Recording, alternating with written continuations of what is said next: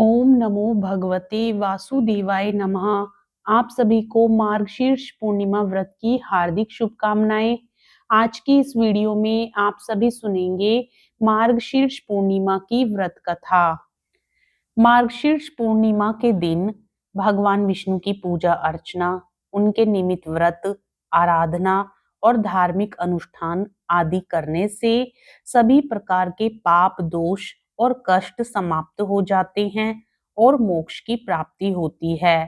साथ ही ऐसा भी माना जाता है कि मार्गशीर्ष पूर्णिमा के दिन यदि पूर्णिमा की व्रत कथा को पूरी श्रद्धा और विश्वास के साथ सुना जाए तो भगवान श्री हरि भक्तों की हर मनोकामनाओं को पूर्ण करते हैं। सभी 12 पूर्णिमाओं में मार्गशीर्ष पूर्णिमा का सबसे अधिक महत्व होता है। भगवान श्री कृष्ण ने कहा है कि महीनों में मुझे मार्गशीर्ष महीना अति प्रिय है, तो ऐसे में मार्गशीर्ष पूर्णिमा का महत्व भी कई गुना अधिक बढ़ जाता है। तो आइए पूर्ण श्रद्धा भाव के साथ मार्गशीर्ष पूर्णिमा की व्रत कथा को सुनते हैं। प्राचीन काल में एक साहूकार था। उसकी 2 बेटियां महीने में आने वाली प्रत्येक पूर्णिमा तिथि को व्रत किया करती थी। इन दोनों बेटियों में बड़ी बेटी हर पूर्णिमा का व्रत पूरे विधि विधान से करती थी, लेकिन छोटी बेटी व्रत के सभी नियमों का ठीक से पालन नहीं करती थी। साहूकार की दोनों बेटियां धीरे धीरे बड़ी होने लगी और उनका विवाह हो गया। बड़ी बेटी के घर एक ही समय पर स्वस्थ संतान का जन्म हुआ। छोटी बेटी को भी संतान हुई, लेकिन उसकी बेटी की संतान होने के तुरंत बाद ही उसकी मृत्यु ही हो जाती थी। जब छोटी बेटी के साथ ऐसा 2 से 3 बार हो गया तो उसने एक ब्राह्मण को बुलाकर अपनी पूरी व्यथा सुनाई और इसका उपाय बताने के लिए भी कहा। उसकी सारी बात सुनकर और कुछ प्रश्न पूछने के बाद ब्राह्मण ने उससे कहा कि तुम पूर्णिमा का अधूरा व्रत करती हो, इस कारण तुम्हें व्रत का पूरा फल नहीं मिल पा रहा है और तुम्हें अधूरे व्रत का दोष लग रहा है। ब्राह्मण की बात सुनकर छोटी बेटी ने पूर्णिमा व्रत पूरे विधि विधान से करने का निश्चय किया। अश्विन पूर्णिमा आने से पहले ही साहूकार की छोटी बेटी ने एक बेटे को जन्म दिया, लेकिन उसकी तुरंत मृत्यु हो गई। इस पर उसने अपने बेटे के शव को एक चौकी पर रखकर उसे कपड़े से ढक दिया। जैसे ही बड़ी बहन उस चौकी पर बैठी और मरे हुए बच्चे पर उसका स्पर्श हुआ तो वह जीवित होकर रोने लगा। तब बड़ी बहन क्रोधित होकर बोलने लगी कि उस पर अभी हत्या का कलंक लग जाता। इस पर छोटी बहन ने उत्तर दिया, यह बच्चा मरा हुआ ही था, लेकिन आपके व्रत और तप के प्रभाव से आपके भीतर के तेज ने उसे जीवित कर दिया। छोटी बहन को अपनी गलतियों का एहसास हो गया और उसने बड़ी बहन की ही तरह विधि के साथ पूर्णिमा का व्रत आरंभ कर दिया। क्योंकि उस दिन अश्विन महीने की पूर्णिमा तिथि थी, इसलिए इस कथा का पाठ विशेष रूप से फलदायी माना जाने लगा। ऐसा माना जाता है कि जिस प्रकार माँ लक्ष्मी और भगवान विष्णु ने साहूकार की बेटी की कामना पूर्ण कर उसके जीवन को सौभाग्य से भर दिया, वैसे ही हम पर भी कृपा करें। अब सुनिए मार्गशीर्ष पूर्णिमा के दिन पूर्णिमा व्रत की दूसरी कथा। द्वापर युग में एक समय की बात है। यशोदा जी ने कृष्ण से कहा, हे कृष्ण, तुम सारे संसार के उत्पन्नकर्ता, पोषण तथा उसके संहार करता हो। आज कोई ऐसा व्रत मुझसे कहो जिसके करने से मृत्यु लोक में स्त्रियों को विधवा होने का भय ना रहे तथा यह व्रत सभी मनुष्यों की मनोकामना पूर्ण करने वाला हो। तब श्री कृष्ण कहने लगे, हे माता, तुमने अति सुंदर प्रश्न किया है। मैं तुमसे ऐसे ही व्रत को सविस्तार कहता हूँ। सौभाग्य की प्राप्ति के लिए स्त्रियों को द्वित्रिशंत अर्थात 32 पूर्णिमाओं का व्रत करना चाहिए। इस व्रत को करने से स्त्रियों को सौभाग्य संपत्ति मिलती है। यह व्रत अचल सौभाग्य को देने वाला और भगवान शंकर के प्रति मनुष्य मात्र की भक्ति को बढ़ाने वाला है। यशोदा जी कहने लगी, हे कृष्ण, सर्वप्रथम इस व्रत को मृत्युलोक में किसने किया था? इसके विषय में विस्तार पूर्वक मुझसे कहो। श्री कृष्ण जी कहने लगे कि इस भूमंडल पर एक अत्यंत प्रसिद्ध राजा चंद्रहास से पालित अनेक प्रकार के रत्नों से परिपूर्ण कातिका नाम की एक नगरी थी। वहां धनेश्वर नाम का एक ब्राह्मण था और इसकी स्त्री अति सुशील रूपवती थी। दोनों ही उस नगरी में बड़े प्रेम से साथ साथ रहते थे। घर में धन धान्य आदि की कोई कमी नहीं थी। बस उनको एक बड़ा दुख था कि उनके कोई संतान नहीं थी, जिस वजह से वह बहुत दुखी रहते थे। एक दिन एक बड़ा तपस्वी योगी उस नगरी में आया। वह योगी बाकी सभी घरों से भिक्षा मांगकर भोजन किया करता था, लेकिन उस ब्राह्मण के घर से भिक्षा नहीं मांगा करता था। एक दिन योगी गंगा किनारे भिक्षा मांगकर प्रेम पूर्वक खा रहा था कि धनेश्वर ने योगी को यह सब करते देख लिया। सब कार्य किसी प्रकार से देख लिया। अपनी भिक्षा के अनादर से दुखी होकर धनेश्वर योगी से बोले, और सभी घरों से आप भिक्षा लेते हैं, परंतु मेरे घर की भिक्षा कभी भी नहीं लेते, इसका कारण क्या है? योगी कहने लगा कि आपके धर्म हमें इस बात की आज्ञा नहीं देता है, क्योंकि अभी आप गृहस्थ जीवन में एक सुख से वंचित हैं। आपके घर संतान होने पर मैं आपके घर से भी भिक्षा स्वीकार करूंगा। उन्होंने कहा कि जिसे संतान नहीं है उसके घर से भिक्षा लेने से मेरा भी पतित हो जाने का भय है। धनेश्वर यह सब बात सुनकर बहुत दुखी हुआ और हाथ जोड़कर योगी के पैरों पर गिर पड़ा तथा दुखी मन से कहने लगा कि आप मुझे संतान प्राप्ति के उपाय बताएं। आप सर्वज्ञ हैं, मुझ पर अवश्य ही यह कृपा कीजिए। धन की मेरे घर कोई कमी नहीं है, लेकिन मैं संतान न होने के कारण अत्यंत दुखी हूँ। आप मेरे इस दुख का हरण कीजिए। यह सुनकर योगी कहने लगे कि तुम चंडी की आराधना करो। घर पहुंचकर उन्होंने यह सारी बात अपनी पत्नी को बताई और खुद वन में चला गया। वन में पहुंचकर उसने चंडी की आराधना की और उपवास किया।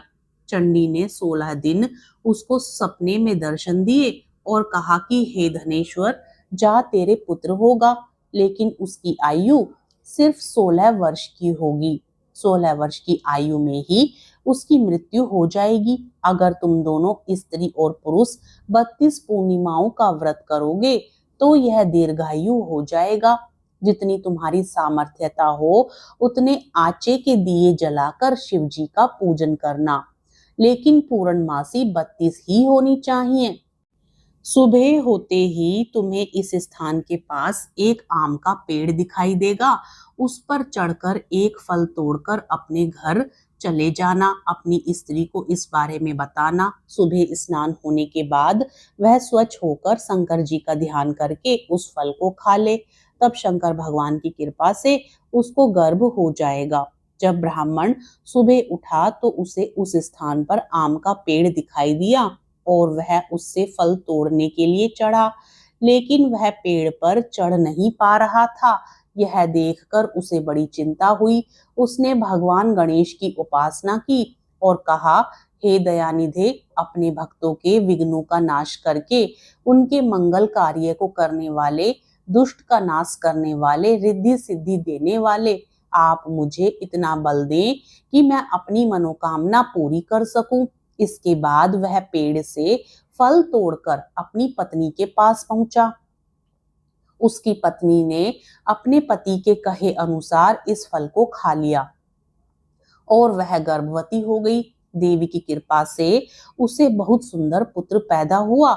उसका नाम उन्होंने देवी दास रखा। माता पिता के हर्ष और शोक के साथ वह बालक बढ़ने लगा। भगवान की कृपा से बालक बहुत ही सुंदर था, सुशील और पढ़ाई लिखाई में भी बहुत ही निपुण था।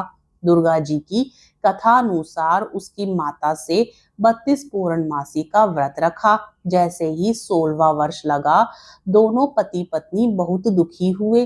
कहीं उनके पुत्र की मृत्यु ना हो जाए। उन्होंने सोचा कि अगर उनके सामने यह सब हुआ तो वह कैसे देख पाएंगे। तभी उन्होंने देवीदास के मामा को बुलाया और 1 वर्ष के लिए देवीदास को काशी में पढ़ने के लिए भेज दिया। 1 वर्ष के बाद उसे वापस लेकर आ जाना। देवीदास अपने मामा के साथ एक घोड़े पर सवार होकर चल दिया। उसके मामा को यह बात मालूम नहीं थी। उधर दोनों पति पत्नी ने 32 पूर्णमासी का व्रत पूरा कर लिया। दूसरी तरफ मामा और भांजा दोनों रात गुजारने के लिए रास्ते में एक गांव में रुके। उस दिन गांव में ब्राह्मण की कन्या का विवाह होने वाला था। जिस धर्मशाला में वर और बाराती के बाकी लोग रुके हुए थे, उसी धर्मशाला में देवीदास और उसका मामा ठहर गए। उधर कन्या को तेल आदि चढ़ने के बाद जब लगन का समय आया तो वर की तबीयत खराब हो गई। वर के पिता ने अपने परिवार वालों से विचार विमर्श करके कहा कि यह देवीदास मेरे पुत्र जैसा ही है, मैं इसके साथ लगन करा दूं और बाद में बाकी सारे काम मेरे बेटे के साथ पूरे हो जाएंगे। ऐसा कहने के बाद वर के पिता देवीदास को मांगने के लिए उसके मामा के पास गए और उन्हें सारी बात बताई। मामा ने कहा कि कन्यादान में जो भी कुछ मिलेगा वो हमें दे दिया जाए। वर के पिता ने बात स्वीकार कर ली। इसके बाद देवीदास का विवाह कन्या के साथ संपन्न हो गया। इसके बाद वह अपनी पत्नी के साथ भोजन ना कर सका और मन में विचार करने लगा कि न जाने यह किसकी पत्नी होगी। यह सोचकर उसकी आंखों में आंसू आ गए। तब वधू ने पूछा कि क्या बात है, आप उदास क्यों हैं? तब उसने सारी बातें पत्नी को बता दी। तब कन्या कहने लगी, यह ब्रह्म विवाद के विपरीत है। आप ही मेरे पति हैं, मैं आपकी पत्नी रहूंगी, किसी अन्य की कभी नहीं। तब देवीदास ने कहा, ऐसा मत करिए, क्योंकि मेरी आयु बहुत कम है, मेरे बाद आपका क्या होगा। लेकिन उसकी पत्नी नहीं मानी और बोली, स्वामी आप भोजन कीजिए। दोनों रात में सोने के लिए चले गए। सुबह देवीदास ने पत्नी को 4 नगों से जड़ी एक अंगूठी दी और एक रुमाल दिया और बोला कि हे प्रिय, इसे लो और संकेत समझकर स्थिर चित्त हो जाओ। मेरे मरण और जीवन जानने के लिए एक पुष्प वाटिका बना लो, उसमें सुगंधी वाली एक नवमल्लिका लगा लो, उसको प्रतिदिन जल से सींचा करें और आनंद के साथ खेलो कूदो। जिस समय और जिस दिन मेरा प्राणांत होगा उस दिन यह फूल सूख जाएंगे। जब यह फिर से हरे हो जाएं तो जान लेना मैं जीवित हूँ। यह समझाकर वह वहां से चला गया। इसके बाद जब वर और बाकी बाराती मंडप में आए तो कन्या ने उसे देखकर कहा कि ये मेरा पति नहीं है, मेरे पति वह हैं जिनके साथ रात में विवाद हुआ है। इसके साथ मेरा विवाह नहीं हुआ है। अगर यह वही है तो यह बताए कि मैंने इसको क्या दिया है। इसके साथ ही कन्यादान के समय के आभूषण मिले, उन्हें दिखाए।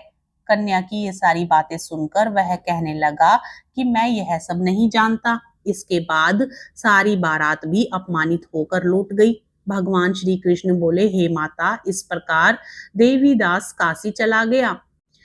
कुछ समय जब बीत गया तो एक दिन सर्प उसको डसने के लिए आया, लेकिन वह उसको काट नहीं पाया, क्योंकि उसकी माता ने पहले ही 32 पूर्णिमा का व्रत कर लिया था।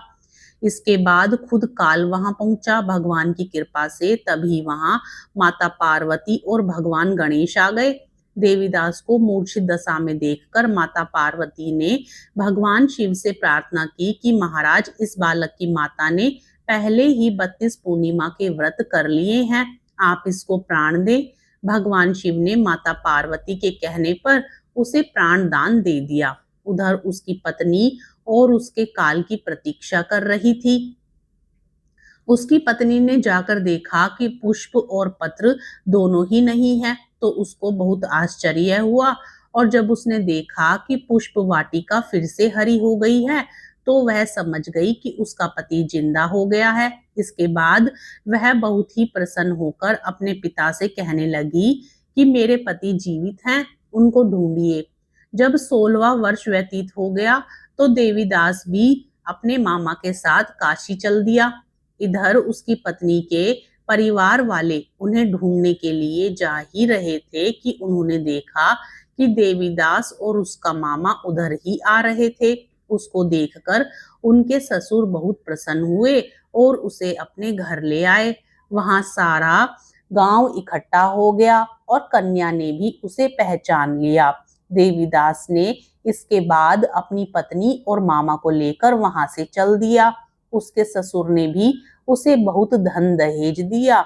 जब वह अपने घर की तरफ चल रहा था तो उसके माता पिता को लोगों ने खबर दी, तुम्हारा पुत्र देवीदास अपनी पत्नी और मामा के साथ आ रहा है। ऐसा समाचार सुनकर पहले तो उन्हें विश्वास नहीं हुआ, लेकिन जब देवीदास आया और उसने अपने माता पिता के पैर छुए तो देवीदास के माता पिता ने उसका माथा चूमा और दोनों को अपने सीने से लगा लिया। दोनों के आने की खुशी में धनेश्वर ने बहुत दान दक्षिणा ब्राह्मणों को दी। श्री कृष्ण जी कहने लगे कि इस तरह धनेश्वर को 32 पूर्णिमाओं के व्रत के प्रभाव से संतान प्राप्ति हुई। जो स्त्रियां इस व्रत को करती हैं वह जन्म जन्मांतरों तक वैधव्य का दुख नहीं भोगती हैं और सदैव सौभाग्यवती रहती हैं। यह मेरा वचन है। यह व्रत संतान देने वाला और सभी मनोकामनाओं को पूरा करने वाला है। प्रेम से बोलिए श्री हरि विष्णु भगवान की जय, लक्ष्मी माता की जय।